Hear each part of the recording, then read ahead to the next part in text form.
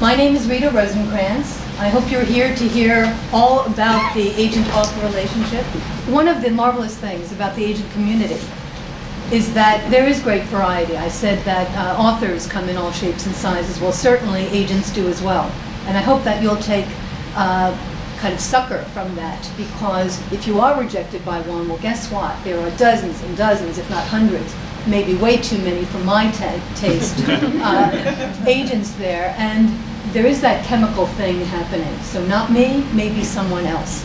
Don't feel that the buck stops with any one agent. Please take heart in that. It's an important point.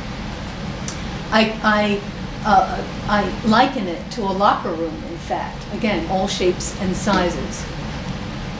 When I was starting out as an agent, I was heartened to realize that I didn't have to be a stereotypical agent. I didn't have to be gum-chewing, cigar-smoking. I could speak my mind in a straightforward way, but not in a overwhelming way. I, of course, wanted to be respectful to writers and to help them help me. And, of course, again, part of the reason I'm here today is, of course, to help you help me.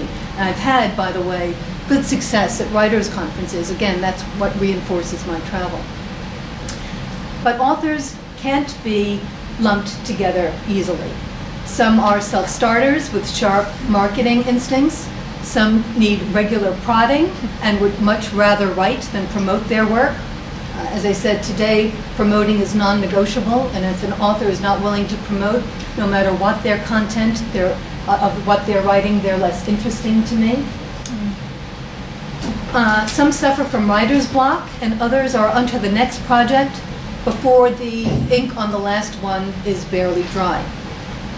Now, please keep in mind, I'm offering you my point of view that I would never mistake for gospel.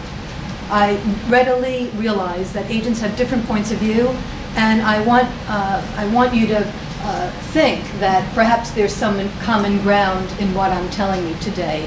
But I'll leave it to you to distill from my words what you think is the governing rule for you. Just as authors are different in their approach to their craft, they also lean on me differently. For instance, my policy is to show authors rejection letters. I want them to be educated in real time. I don't want to censor anything because I want to shorten the learning curve. So if something is wrong with that project, they should know it right away. No matter how much grooming we've done behind the scenes, and I, as I say, as a former editor, want to make sure the material is pristine before it goes out. After all, my reputation is on the line, and of course the author's reputation as well. We might have been blindsided by concentrating on certain areas that needed work, but haven't seen it in a totality, and now we're getting rejection letters that told us we missed some things. So those rejection letters help us understand what we missed. And once that author has learned all of this in real time, I'm hoping I can go back and say, we need to reshape it. And I hope you've got the muscle and the energy to do that. But I am sensitive to the needs and strengths and weaknesses of the respective authors, and within reason, try to adapt accordingly. The good news is that there is likely to be an agent for everyone, no matter what the author's personality and particular needs and wants.